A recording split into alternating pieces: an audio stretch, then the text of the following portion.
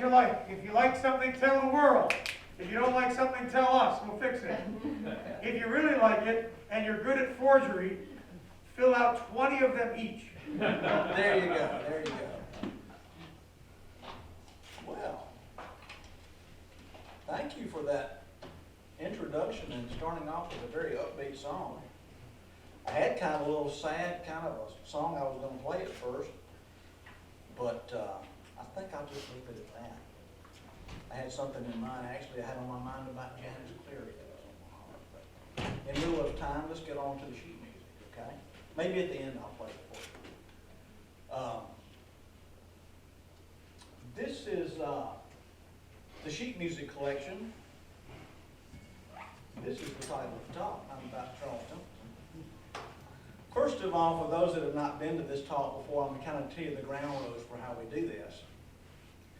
And so most of you could give some of my speech for me to hear how we do it. So for those that don't know anything about sheet music, I feel your pain because I don't know how the Clearys felt. I was never against my dad's collection, but it wasn't my thing, right?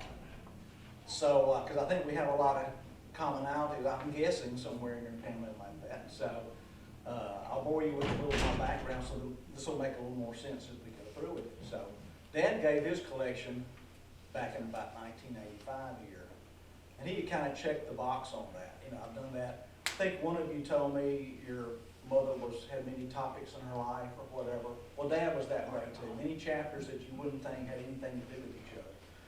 So this chapter was gone. So Dad and I were very close. He died in 2000. I thought I'd been through everything possible about him. Thought I knew everything even before he died, much less when I'm going through all the items. And so I'm looking through the house, and I find this odd-looking cardboard box. About yay big, this wide. I know some of you have heard this story before, but I can only tell you my experience. And I opened it up. The last thing I would have expected to see was some sheet music. And I said, my goodness, there's another box of that sheet music. And I said, well, let's pull it out and see what it looks like.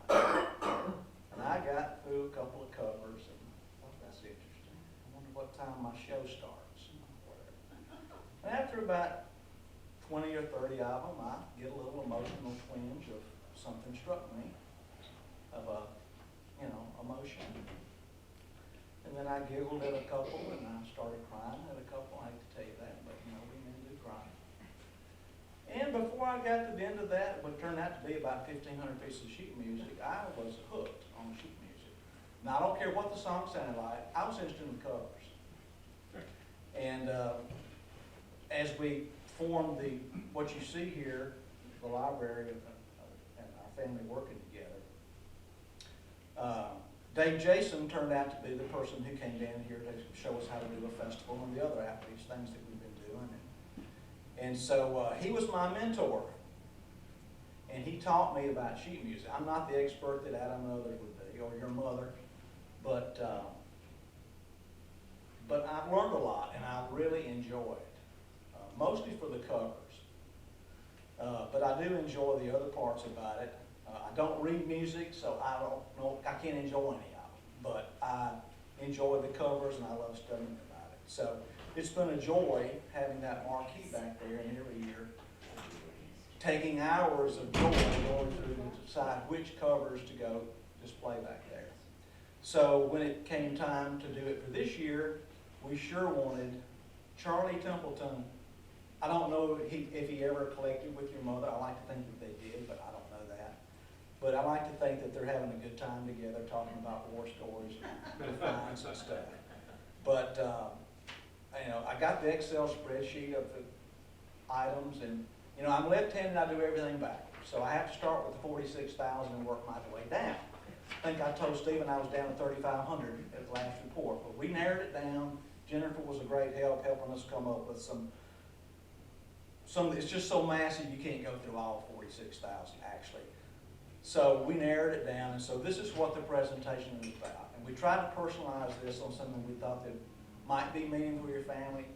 Adam and I talked on the phone, we Zoomed together and back and forth, and what we actually planned to do turned out to be slightly different, but it's all good. So it was a joy to come up with something. So I want to share it with you.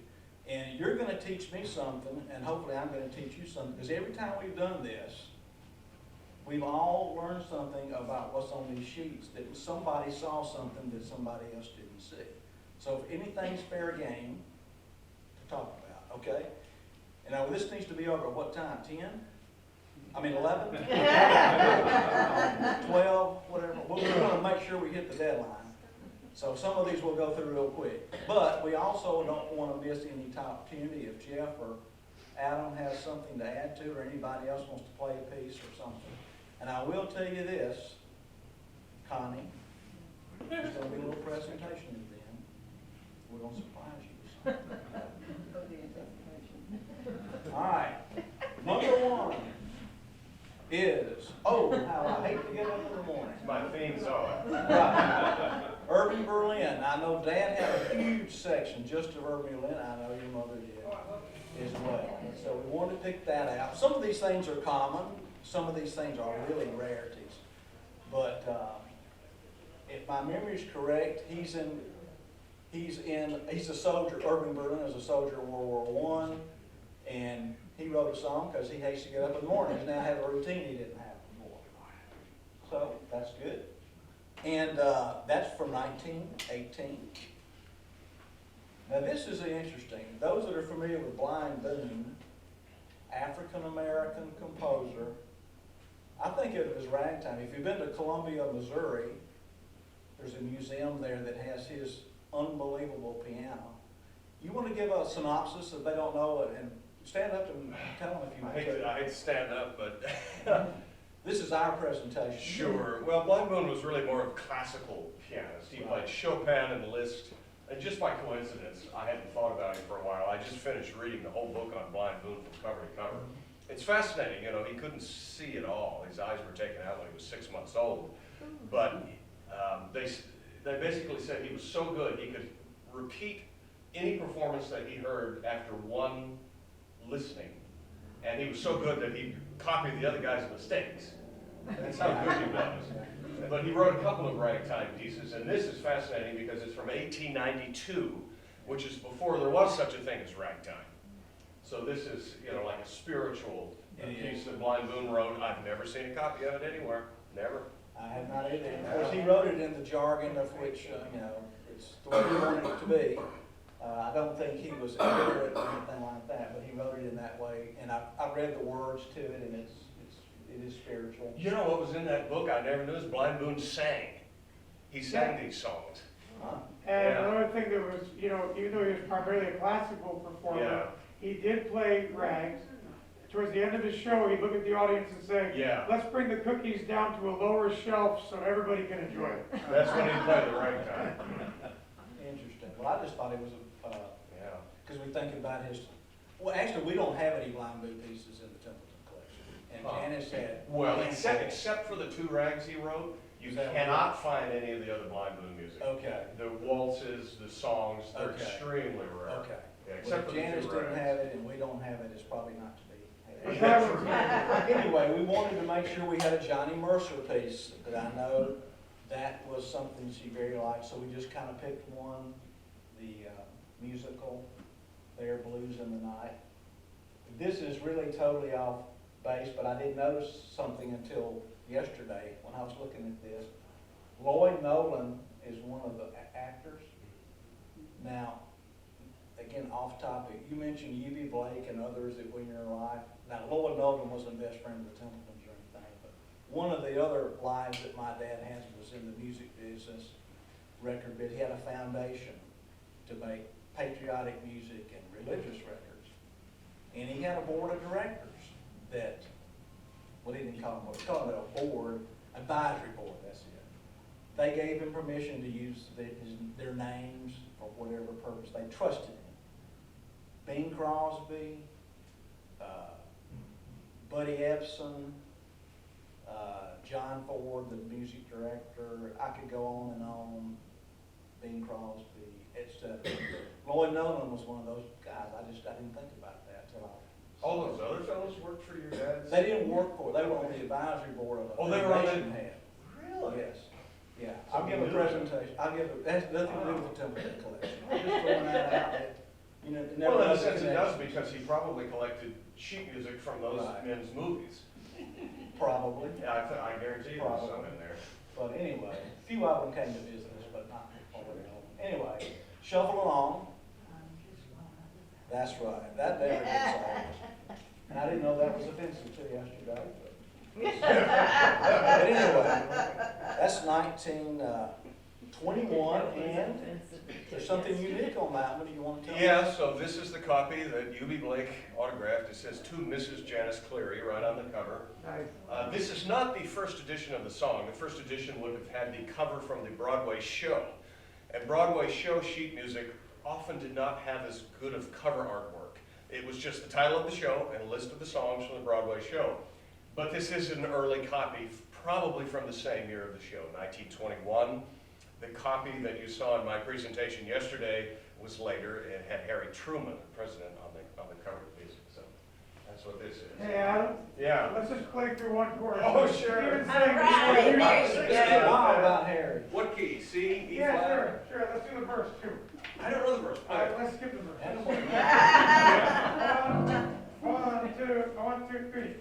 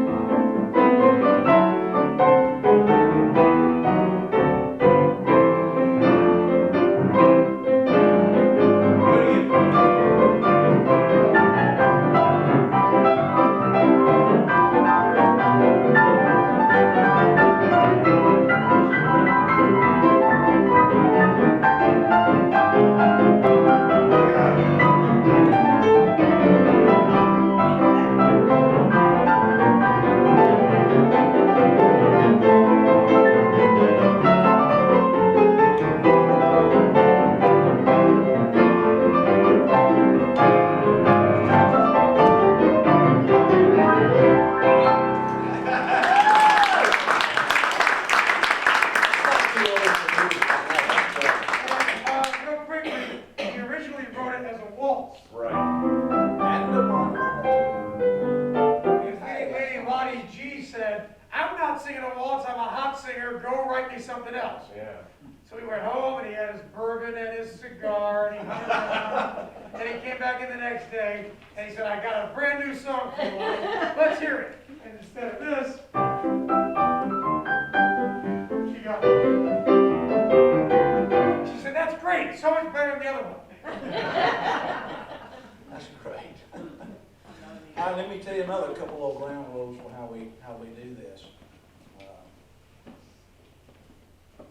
I told you Dave Jason was actually my mentor for learning about sheet music. And this is the Bible that I use for it. I know, now he is Jason is the purist, and we must be rag rhythmically and all so forth. Just because he's my mentor doesn't mean I buy into that, okay? But since there's so many thousands to go through, and I don't know anything about it, it's easy for me to check things off of a list here rather than me wonder about. See, it's the business of music. If it has Ragtime on the cover, it could be a waltz. I mean, you know, just anything that's sold about Ragtime, that's what Dad thought, that's what it's about. But for me to learn it, I use this as my Bible. Now, Connie and I have donated a few times to add to our collection. That's one of our agreements that we could add to it from time to time. And so as I caught the bug to do, I got to use the rifle approach where Dad used the shotgun approach. I knew what we didn't have. So in baseball, I'm gonna hit them where we ain't, right? So I knew which ones to go buy if we could find. And a special person in here helped me find Lily, right? Right there. Lily Queen. Right, fine. So we've added over the years. And so as I get to one of these, as I approach this for myself, I wanted to see what some differences might be in Janice's and Charlie's collection. So I picked out some of these pure rags that we didn't have in our collection. That's probably more meaning for me than it might be for you, but that was some of my approach to this. So I'm going to be saying, this is the Jason rag that Templeton didn't have. If I say that, you know what I mean. Okay, so next one is Jazz Baby's Ball. And that is, you want to explain about it? Well, it's a Maceo Pinkard piece. I talked about Maceo Pinkard yesterday. He's the man that wrote Sweet Georgia Brown. And he started his musical career in Omaha, so that's why Janice had a special file on his sheet music. And this is one of his early hits. You can see on the cover, it's actually from a Broadway show, Schubert Gaieties of 1919, which would have been at the Schubert Theater in New York, which is still there. Okay. One of the big Broadway theaters. Oh, Sophie Tucker did it, see? And there's some neat artwork in the bottom left-hand corner. If you get up close to it back there, it's got some things on it that are kind of interesting. But, and again, if that offends anybody, I'm sorry for something like that. Anyway, we wanted to make sure we included at least a Maceo Pinkard in the group, and there are a bunch of them in the collection that she had. All right, Axel Christensen, Teasing the Classics. This is the first one I'm going to say was a rag we didn't have in the Templeton collection. And I love to have his music, covers and so forth. Would you explain them? Do you know who Axel Christensen was? I know we have the school, but yeah, he owned ragtime piano schools all over the entire country. Like a franchise kind of. Yeah. There's a whole chapter on him in the book. They all played ragtime. He's been completely forgotten. He didn't publish that many rags, and obviously this one's based on classical themes. That's Teasing the Classics. All right, Racing Down the Black and Whites by Adam Carroll. That's great, a great tune there. And that's, again, one that we did not have in the Templeton collection. It's a pure rag. Next one's a fun cover, Bumble Bee Rag. That's one you might want to go stare at a little closer. I like E. Clinton Keithley. He has some great covers of his music. I believe he's from, well, it says Kentucky, but I believe he's from Iowa, if my name is correct. So I think you're right. Yeah, but I know I had a few pieces that I collected. I really shouldn't even have bought. They were in terrible condition, but the covers were so good. I want to say, and Janice had a much better copy that I saw, so it's quite nice to know that there's a great copy somewhere. All right, this is one Jennifer found for me. Thanks a lot. That was a great find. It might have been me and it might have been Carrie. We were both. Okay, well, your department did that for us. But by the way, let me go back a little bit. Jazz Baby was 1920, Teasing the Classics 23, and Racing Down Black and Whites was 26, and this is 1909. Were you going to play something? No, I'm going to sit over here. Jeff told me we're filming it, so I need to sit over Oh, here. yes. Oh, thank It you. was just kind of weird having him turn There's a towards film the... on the wall? Okay, that's a good idea. Thanks for being, I say he's our artistic director. All right, Love You Joe by Joe Jordan, because we I have a want ghost- to make sure I have we a ghost had a director. Joe Jordan piece. Let me tell you what Janice told me about Please this. do. So this song was Joe's biggest hit. It was in the Ziegfeld Follies major Broadway show in 1910, and it was the song that made Fanny Brice famous.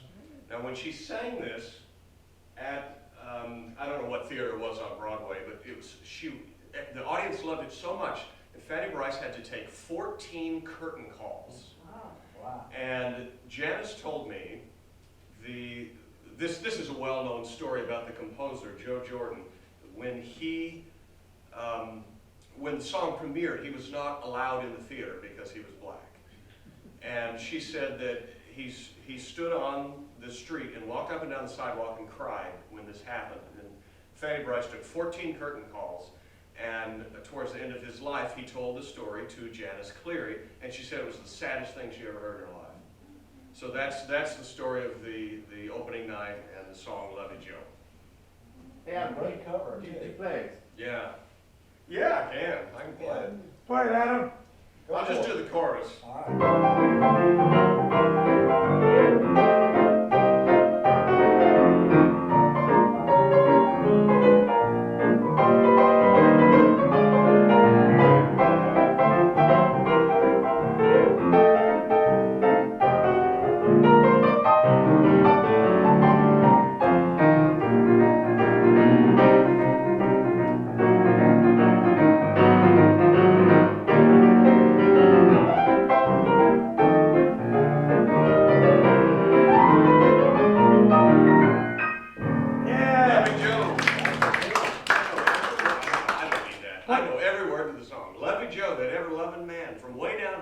Birmingham. He can do some loving and some loving, sure. But when he starts for loving, I just ask for more. He's master of the ever-loving arts, where most men quit. That's where he starts. Get myself a wedding band, take it to the preacher man, make the preacher understand. He must join me hand in hand to Lovey Joe, that ever-loving man. And the man that owned the Broadway theater didn't want them using the dialect. He loves me more and show. And Fanny Bryce did it anyway, and everybody loved it. I think that's part of the story. Joe Jordan had that brother-in-law Dan song as well. Yeah, and years later he wrote a song in response to Lovey Joe called Brother-in-Law Dan, you sure can love much better than your brother Joe can. And you have to remember, Will Marion Cook was such an important character in the early Black Tin Pan Alley on so many different levels too. So it was a great. Now, what year is this? 1910, right? Yeah. Right. It's interesting because that chord progression that Adam starts with, this song starts with, you keep finding over and over and over again in tunes. And there's a predominance in huge hit tunes. Chris Smith, one of his biggest hits was Ball and the Jack. If not the biggest one, it's the exact same chord progression. And, I never thought and that's 3 years later. Well, just you mean the circle of fifths. But starting on the 6th, you're in E flat, you started on C7, didn't you? Yeah, right. And also Sweet Georgia Brown starts right there too. Jordan's So music is people like that, having it start somewhere unusual. All right. Jordan's music is a little more sophisticated than that, honestly. Did you hear at the end of the song it quoted the Mendelssohn's Wedding March? Yeah. Yeah, no, he was a brilliant composer. Anyway. That was very good. We're gonna have to stump the band from here on. Keep going, we got a lot to get through. We're good. Okay, the next one is from 1907, Echoes from Georgia. Now, I didn't do my homework on what probably the most important thing I should have done is it doesn't say where the publisher is from. I'm gonna suspect it's probably near Georgia. Again, it's my laziness that didn't find that out. I'm sorry I didn't write it down, but I suspect it's from a small town. Dad loved the story of maybe the local printer got the piano teacher down the street to write a song. I'll come up with the artwork for a cover and see if we can sell 50 copies or 100 copies. That was more important to him than a big publishing company in New York or whatever. This might be one of those. Does anybody know any different than that? Does it mean anything to anybody? Who wrote it? I can't see it. It's Arthur A. H-E-Y-L. Published by J.A. Roddenbaugh. And they don't have Atlanta in the right place, but that's okay. Maybe that's the airport when it was being built. It's so big it's up there. That was the Echo. Echoes from Georgia. With great cover. Great cover. Okay, Growls a Rag. This is, that echoes and growls. These next few are rags of Jason's definition that we didn't have. Great cover. I don't really know anything about it other than it's a great cover. We'll speed it up just a little bit. I know this next one is one that, as I understand, Janice was a big Gene Schwartz. Oh, that's right. Yeah, So well, I picked one that I thought would be representative of that. I was going to mention This is to a you. man, Gene, not a. Yeah, not a Gene lady. Schwartz. I was going to mention to you that there's a major collector on the East Coast who has the biggest collection in the world. Her name is Sandy Marone, and she was good friends with Janice. And Sandy gave me binders that list the entire Cleary collection. And it includes a special, apparently she had one of those special files on Gene Schwartz, which is fascinating because it's not a composer that many people remember today, even though he was very well known at that time, both in Ragtime and on Broadway. I think the only song that he may have written that people today would recognize is Chinatown, My Chinatown. Yeah. I'm pretty sure of that. And this is interesting because he primarily wrote popular songs that had lyrics. This is an instrumental piano rag. So there you go. Okay, very good. And she has lots and lots of his pieces. Mm-hmm. Okay, Fluffy Ruffle Girls Rag. And I don't remember if Marion is a male or female. If anybody knows. The 5 on there actually means 50 cents for those that didn't know that. For years and years and years, the price of sheet music was 50 cents. Occasionally you might see something different from that. I've got a list that Sandy gave me of sheet music prices by decade, how they changed. Okay. It's fascinating. Yeah. Okay, now I know in Jason's book there are many fluffy ruffle rags, because I know I've got a couple of them, but this is fluffy ruffle girls rag. All right, and that is 1908. This is an interesting piece. This is one you really need to study when you're back there. I think I put it down low so you can see it good. This is actually published out of the UK. And it's 1919. And in America, you know, World War I had been going on and the sheets got smaller. But this is a full-size sheet. British sheet music was often printed, I'm sorry TJ, on very inferior paper, and the size varied much more than it ever did in the United States. But I did not. Totally different. I never connected it. They didn't participate in the shortage as well with the standard size that we now adopted to. But, you know, jazz is mentioned in here in 1919, which has been mentioned quite a bit. But, you know, it's sort of a mirroring process. It says jazz going up, jazz going to the angle, jazz going to different size, and even the jazz on the left is like a mirroring effect. It's a great artwork, but it's called Flare Up. Flare Up Jazz, actually, is the name of the song. Okay, Fiddling George.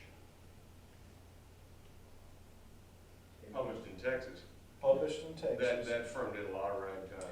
Yeah, yes, they did. They did some unique pieces.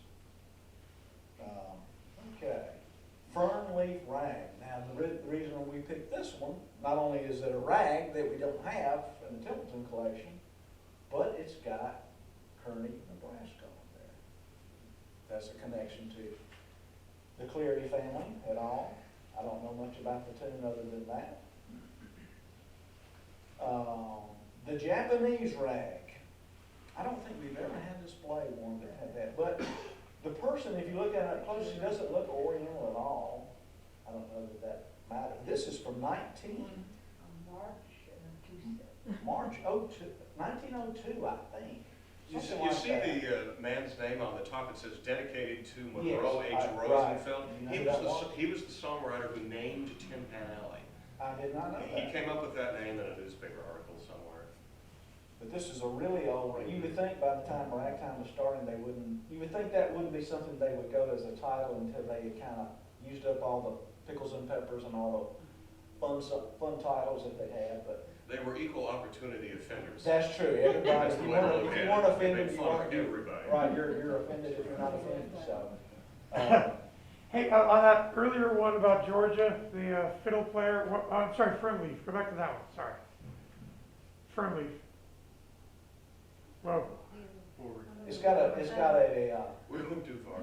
it's got a pause in the, Yeah, sorry, I didn't mean that, I meant the Fernleaf. What year was that? You didn't mention that. just And a who second, wrote it? just a second. I'm going the wrong way. You are. Sorry. We're all getting younger. Well, if you were holding this clicker, you would know what I mean. It has a delay in it. There, okay. 1906. Oh, gosh, see, it flipped again. And who wrote it? 1906. Who's that wrote it? Hobart Swan. Henline Music Company, Kearney, Nebraska. Oh, look at the top, dedicated to Miss Fern E. Swan. Okay. Named for the guy's girlfriend. Okay. Nice. Because, you know, there's all the Joplin rags that have leaves and things too. And that's why I was interested in knowing Gotcha. if it was around the leaf period. Gotcha. Yeah. Well, sorry I fumbled through that. I'm trying to click this thing ever so carefully. Okay, this is a very interesting cover. Catherine Copper's Cakewalk, composed by Elliott Smith. And this is a UK publication as well. And it has no words to it. This is a cakewalk, obviously. 1904. Harum Scarum Rag. That's a great cover. Yeah. Kalamazoo, Michigan. Yeah. How about that? Which that's kind of the small town feel, so to speak. I don't know what the stick is that she has, and of course, she's riding it, the goose side saddle. It's a crutch. Is it a crutch? I mean, it looks like it, I'm trying to think, why would she need a crutch? But, anyway, I guess the devil's in the details, no pun intended. It's like leather goods. Okay, this is 1899, so this is the second oldest piece of the 48. 1899, Happy Days in Georgia. It's March, two-step cakewalk. No words, it's a cakewalk. The stamp in the upper right corner says Harry N. Nickerson Jr. His stamp is on thousands of pieces of sheet music. This must have been another collector. The stamp is sort of like the Bob Dark stamp. Yeah. I have quite a bit of it. Oh, yeah. Beautiful cover, though. And one of the other reasons I picked this one, when I was going through the sheets of Janice's, the boxes, and Connie was with me helping me on some of that, the quality of these sheets, or if it wasn't something that was up to really good, she denoted it. But my purpose of this one and several others here is when I saw the piece, I said, this has got to be a fake. It is so bright and colorful. It can't possibly be. And obviously it is the real thing. And the colors are just incredible. I think that's $18.99. It looks like it just came off the printer. It was a wow factor when I saw this one. And that was Erie, Pennsylvania, by the way. All right, Hot Stuff Cakewalk, 1903. That's another UK. And it's got so many publishers and people want credit for, I'm not going to list them all, but it's got a whole section there at the bottom about who's getting some cut of it. Okay, you know, things with automobiles and airplanes and that kind of stuff, it's kind of nice to see because we take it for granted, you know. And actually, I think I had something out of order here.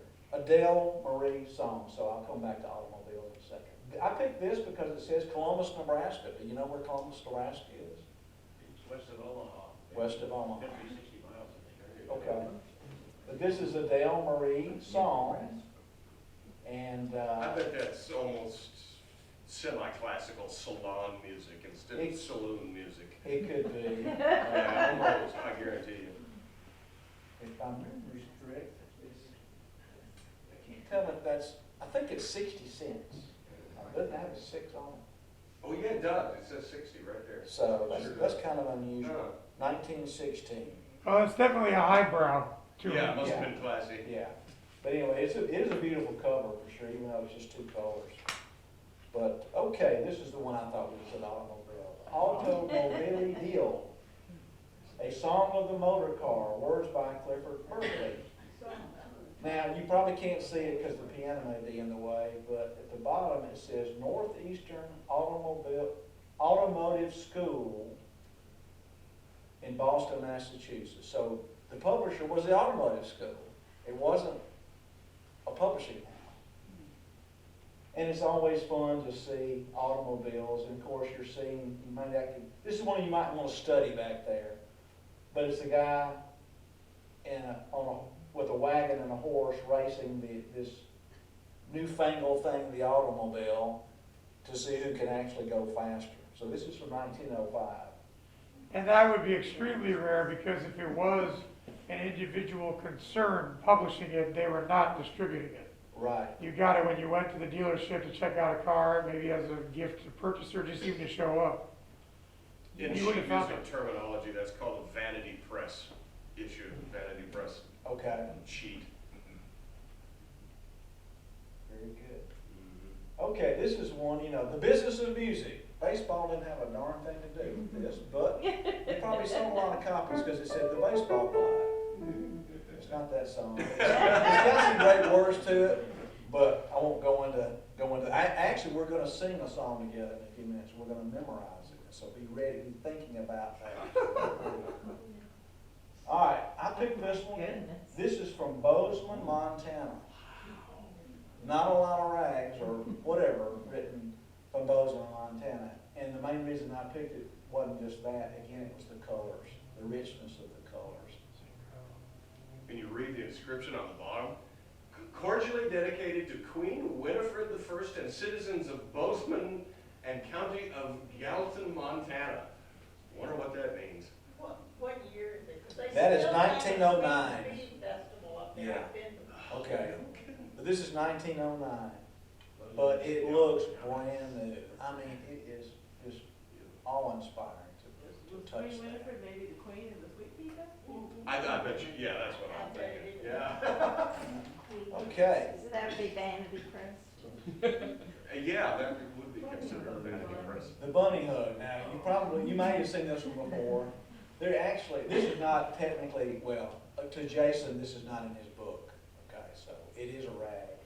It's a But ragtime song. It's a ragtime song, but there are, just full disclosure, there are about 4 bunny hug rags. They all have covers similar to this, but this is a cool cover. It kind of speaks for itself. Is that one of the tunes? And it's a dance. Does it detail how to do the dance? Yeah. Within the sheet music?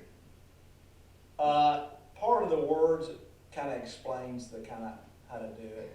Because sometimes there's instructions on the back of the No, music. it didn't have instructions. You kind of have to use your imagination when Right, you're hearing yeah. the lyrics to it. All right, this next one I'd seen before. I can't remember if we have it in the Templeton collection or not, but I know I saw it a few places. So I don't know how rare it is, but it's most unusual. If it'll go, there we go. Yeah. Blind and Pig spells blind pig is the name of this song. Wonder if this is the Chick-fil-A forerunner of their advertising. Words by Junie McCree, music by Albert Von Tilson, which you think it's a big time, He wrote Take Me Out to the Ball Game, Albert Montillo did. okay. And that's, has a 6 on it too, so that's 60 cents. So, that's 1908. Yeah. Now, this is one I'm absolutely fascinated about. Yeah. Are you familiar with this? I have a record of this. Okay, let me tell you what I know about it, and you see if my take on it is Okay. incorrect. Because all I know is what I saw, but obviously it's a newspaper cover. And this is from 1912, and I put it on the lower row back there, so if you want to go back and study it. You know, it's Casey Jones. You know, Casey Jones had the railroad accident, okay? That was in Mississippi. That's right, not about an hour from here. The Robert E. Lee was the steamship. So the headline is the name of the song is Casey Jones Went Down on the Robert E. Lee, which is obviously not true, but.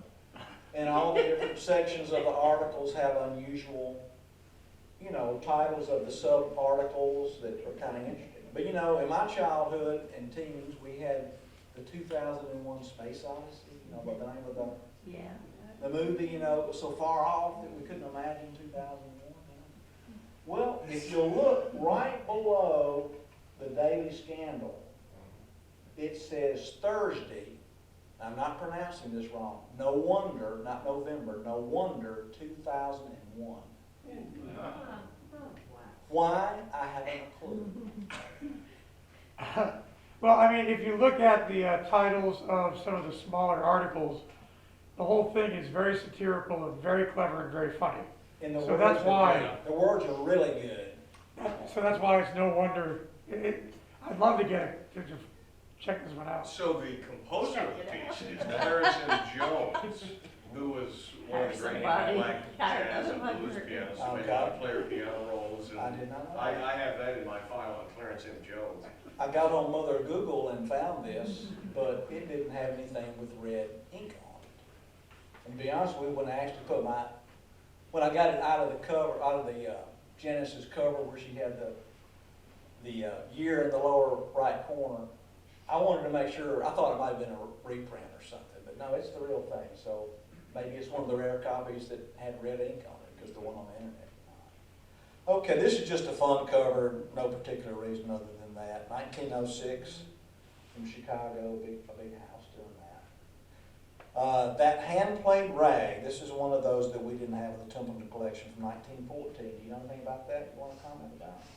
Well, it's very unusual that it has the player piano roll, an actual drawing of a roll on the cover. I only know of about 2 or 3 sheets that have that. TJ knew something about the composer. I don't know anything about it. Okay. Yeah, David H. Silverman was a St. Louis dance band leader, and he became popular in the ragtime era, but in the 1920s he was one of the most popular sort of, dance band, popular recording artists in St. Louis. Well, and you see the piece came out in 1914. The first hand-played rolls, as opposed to pre-arranged piano rolls, came out about 1912. So that was a novelty at the time. That's why it's called the hand-played rag. It's a neat cover. Yeah. Okay, Topsy's Dream, a Rag Rhapsody by Henry Williams. It's got kind of a neat cover. 1903, and that's a rag again that we did not have in this house. St. Louis. Yeah. Okay, this next one's gonna be, it's not gonna be what you think it is. It's not Tom and Jerry, the cartoon characters, but Jerry Kamek, if I'm pronouncing that correctly, is who wrote this. And I found a story on what that meant, and this morning early I got up to reacquaint myself with that, and I couldn't find my story on it. I'm assuming Jerry may be one of the characters there, just the composer, and maybe it's one of his friends named Tom, and they're playing together. Do you know that? Anything I don't know that for sure, but you're definitely on the right track. TJ was talking about how the early combination of a ragtime pianist and a drummer was very popular in St. Louis at that time. Okay. So you're definitely on the right track. It was published by Stark, which was the house of classic rags. Right, I'm glad you pointed that Jerry out. Kamek also wrote another piece for Stark. I think it's called Rag La Joy, something like that. And there's also, I know that there's an existing tape recording of that composer playing piano. I think maybe Trey Petitioner might have met him, something along those lines. It's a really great rag. It's a really good Is it? rag. Yeah. Yeah, I haven't played it in about 10 years, but Yeah. it romps along great. What's the year? 1917. So that ties in, doesn't it, Exactly. TJ, what you're talking about? Right, that same exact time that all that stuff's super popular. When jazz was coming in. All right, the next one's a really cool cover. I know I missed buying this a few times. Maybe Janice and I were battling it out for this one. That's a neat cover, the white seal rag. And, I don't know the story with it, I think it kind of speaks for itself. The next one is a very interesting, Eccentric. I've played this. It's a great Eccentric. tune. Has a minor key theme to it, and I've used it for silent movies. The 1900, and again, when you see the cover and you see the brilliance of the colors and the quality, it is unbelievable. Do you remember enough about it? Nah, I can't play it. Okay, I won't put you on the It's too spot. bad. All right, the next one's one that you guys are gonna have to, I'm gonna teach you the lyrics. And I want you to sing it with me, okay? This is called Who Tied the Dog? A Ragtime Marching Two-Step. This is from 1906. And it looks like there's a lady there below the house that she's holding the dog by the doghouse. And obviously these people have come along and stealing her watermelons there. So I'm assuming it's to do with Who Tied the Dog. But she's probably actually not holding the dog, she's probably untying the dog. Maybe so. All right, so I have studied in great detail, I think 7 pages. So it's going to take a while for us to learn the lyrics. Are you ready? All right, everybody, so the first thing is, who tied the dog? So, Who tied the dog? all right, and that's a question mark, so however you want to make it to be a question, let's hear it, okay? Who tied the dog? Okay, now we're going to sing all the lyrics to this song. It only says it one time, and it takes 2 measures in the song. So here we go, we're going to sing it. Who tied the dog? See, you know the whole song. That is the entire. I think it's on the first page, and the rest of it's crazy. And another reason I picked this is because it's from West Virginia. This is a West Virginia publisher. I don't know that I've ever noticed a West Virginia publisher. Okay, how are we doing on time? I'll try to speed this up a little bit. We're enjoying, Pardon? we're enjoying it. Okay, good. All right. From Who Tied the Dog to Nitric Acid Rabbit. That really makes you want to go buy it. That's Star- unusual because it's small format. Yeah, Or That's called Stark Publishing, something called it Rag in the early 20s, and 9x12 is unusual. yeah, that's true. You know, we had carbolic acid and all these other things, but I guess that's another play on that. Okay, Radio Rag, this is from the great state of Nebraska, Omaha publisher, Radio Rag, and Phyllis, my sister-in-law, is from Knoxville, and I put this one on there for you because in the middle it says, successfully featured by the Dixieland Swingsters at radio station WNOX Knoxville. Thank you. How about that? So we got the Cleary check mark and the sister-in-law check mark on that. You didn't have any covers? Okay, and that is from 1936. Peanuts Frolic, characteristic march 2 steps. Severin has some great covers. Jungle Time is his Jungle most Time. famous for Rag. I was trying to think of some other, I know I bought several of his, they all had great covers, and I can't remember the other ones, but. All right, this has to do a little bit with my presentation, my special presentation at the end. So I'm gonna set the table for this. We have a few more to go. But, you know, I told you that my experience was the rifle approach. I knew what we didn't have in the Templeton collection. And after Connie and I gave our last big batch of 1,500 or whatever it was shoots that we gave, I kind of checked that box too, and I'm not doing this anymore, okay? But you know, there's always that, if I found something. So I have a list of about 15, and I have a picture of many pages in this book, and I know it instantly, I know what we have and don't have. This is one we didn't have. This is Peace and Plenty by James Scott. This is unbelievably rare. I mean, this may be like only a handful of copies, maybe at the most. It may be the only copy. One of the things I was curious about when I looked at this Excel spreadsheet, I want to know what did you have that we didn't have of that list, and this is one of them that you had. So I did backflips. And so that's put front and center on the bottom row down there. So that is like Super Bowl or more, okay? And not just that, but the quality of this, okay? All right, Nonsense Rag. Oh, by the way, that's 19 was Peace and Plenty. Nonsense Rag, I'm gonna speed up a little bit. Niagara Rag, which the main reason I put it because of the Laverne Hanshaw. This may be her one and done, best I could tell. We just like to feature female composers, you know, getting involved and so forth. Down in sunny Alabama, this is a $18.99 piece. It looks brand new. There's no story to it. I just thought it was a nice cover. And you might as well throw on a patriotic piece. You know? On Independence Day with the Firecrackers, 1907. Earl C. Jones was a black writer, Okay. lyricist primarily. All right. Omaha is my hometown. This is one to be studied. You probably just have to look at the cover. The man in that picture, Dick Brunn, was the most successful Omaha music publisher, and he published Ignacio Pinkert's first songs. Okay. So here on this cover, we actually have a picture of the guy that published the songs. Was he really that tall? Good question. This is that Tom Rag, excuse me. Lyrics by John Golden, who wrote the Teddy Bear's Picnic. Yeah. I picked this only because the beautiful cover, and again, seeing it and with looking at it up close, it is just unbelievably high quality, beautiful cover. I have read the words. It is a rag song, and it uses ragtag and a bunch of other rhymes. It might be one that might be fun for you to, performers to add to your repertoire if you wanted to have I could see Ann singing this or something. A couple more. That Woodland Cabaret, the words to this are fantastic because it's like a jungle.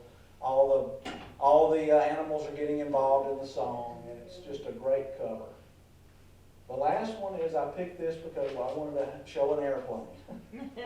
And this is 1911, so that's an airplane on there. And actually you can't read it, but below the tree is the publisher, and it's from Wisconsin, a city, P-U-Y, Puyallup? Puyallup, that's in Washington. It's in Washington? Yeah. Okay. Well, it said W-N. Yeah. So I guess, you know, Washington. okay. Well, you know, in my younger days, it were usually 4 letters as a definition of the, but that's the presentation of the 48 sheets. And when you go look at that original one in the back, it's very nice here as a print, but the colors are so vibrant, so it's amazing. You know, this is like a 64 color cover. Just the different details in the mountains. This is one of the truly most beautiful covers I've ever seen on sheet music. All right, I've got 2 more things I'd like to do in the remaining time. You can sit there if you want. You know, I mentioned the Peace and Plenty piece. And again, I may be the only one in the room that knows the joy of what a time that was. It's incredible. And so my list of my short list, if I saw, I got to buy this, just hit buy, and see if I'm the last man standing. So a couple of years ago, when I said I wasn't going to buy anymore, I found one of those pieces. And I've been waiting for the appropriate time to add it to the Templeton collection. I think to have it here with Janice, so Janice can join in the joy of adding another piece in plenty. So I wanted to make sure that Janice didn't have this in her collection. And I know she's going to be very joyful to know that we've added this to the archives here in Mississippi State. This is the 1922, I believe it is. Yes, 1922 James Scott rag called Broadway Rag. It is in pristine condition. Connie, I will tell you at a later date. It's a great investment. Don't tell her. James Scott, Joseph Lamb, and Scott Joplin. You know, we have all the Joseph Lamb pieces in our collection.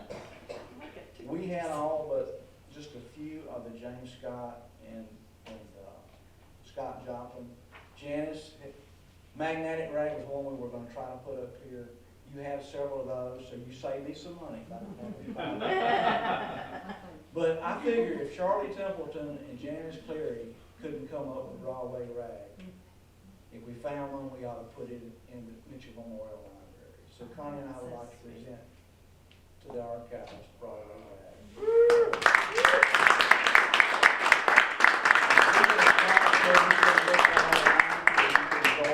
In the next few days. Now, I really wasn't feeling kind of musical yet.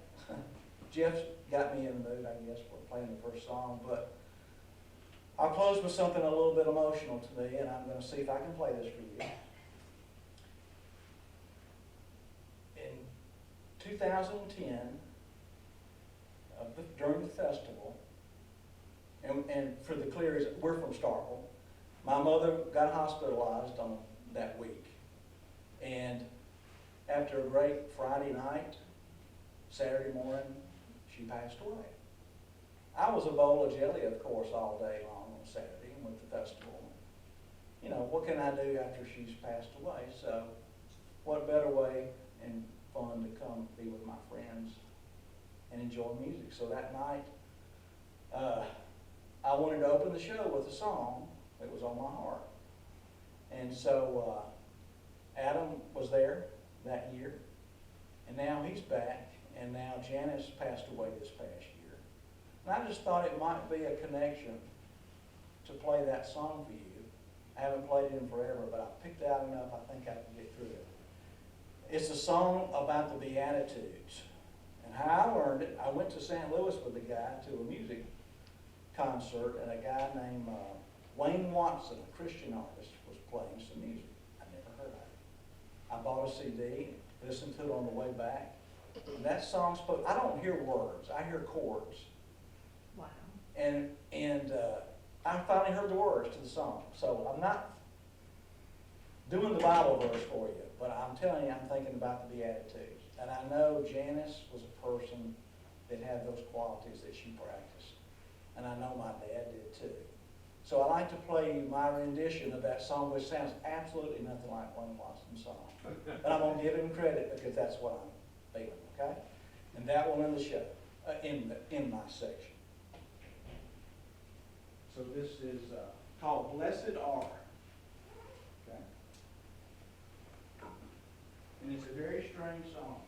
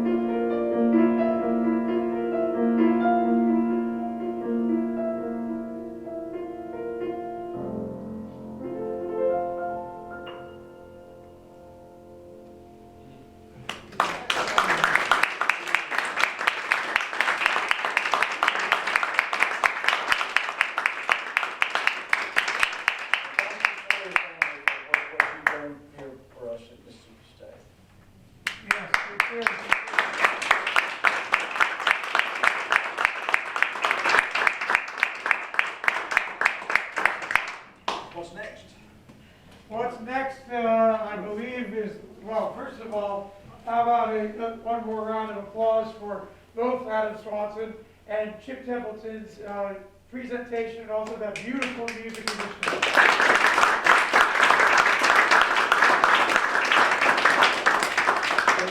Do you play Broadway Rag? No, I don't know it by heart. You want to give it a shot? You want to try to sight read it? You're better sight read it. Go for it. Touch it while you can. There you go. I was going to tell you something about that, Chip. Hey, That's Chip. the last classic rag that John Stark ever published. It is. It's fascinating for that. I don't know what to touch I've got a fact about the cover as well for that. Jennifer, can we touch it? You can touch it. Okay. That's the theatre you see on the cover is the Dreamland Ballroom in St. Louis. It was a Templeton ballroom built in 1911. For those of you who listened to TJ's presentation yesterday, he mentioned that as well. So here's the real thing. Let's just bring it around so everybody can see it. It was the most beautiful ballroom in the whole of Missouri, and was eventually became the Arcadia, then Toontown, where Louis Armstrong and Earl Hines and all these guys played, and now it is a beautiful parking lot. What a shame. I'll try and play it better than a parking lot. Yeah. Want to be where I can watch it? I don't know what it sounds like. While he's doing that, I think it'd be interesting to hear from Susan how, if she could expand on how Janice collected. And did she call people on the phone? Did she go and see? Do you know any of those details? Obviously, the way Chip is doing the collecting today is much different than the way his father did it, right? Yes. The internet is a He little had bit an different, 800 right? number that nobody had an 800 number in their home. Right. He went from coast to coast until he got tired of it and kept on going with it. And you just had to go and buy people's estates or whatever and hope they had something in their stack of stuff that they got.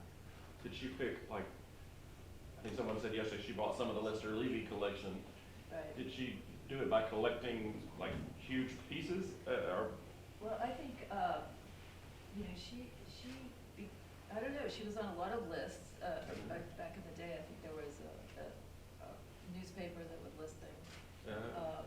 But then she and Sandy Malone became glued at the hip, I think, and Sandy would literally send her huge batches of music, and then she could send them back if she didn't have them. Maybe Adam. Yeah, I went to visit Sandy last fall. I think you should consider having Sandy here to do a discussion of actual collecting sheet music, a seminar on that, how you do it. I know your mom, I don't think I said this in the talk yesterday, she considered Beverly Hamer a very close personal friend, even though they'd never met. That's because she had the big sheet music auction for years and years. And she was in That's what she contact said. with many people, online, through email, et cetera. I remember when eBay came in, she kind of ventured into that and would say, this is so much quicker than, handwriting letters, and like the boxes would come or the big envelopes would come, and the younger kids in the family would always be the one to bring in the mail, which at her house was like maybe 2 or 3 trips. That sounds familiar. Yeah. She would, those are clothes, or this, and then the ones she would dig into would be sheet music. That doesn't really answer your question. No. Yeah. Before I play this, because I thought, why not? The Cleary family is donating this to the archives today.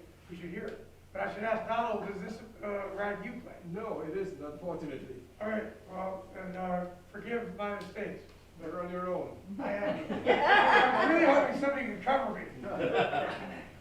And I'm doing the intro by memory because I don't want to turn the page in the middle, because that's how when you're playing. You want me to come do it real gingerly for you? Turn the page? I think I'm just going to make up the intro.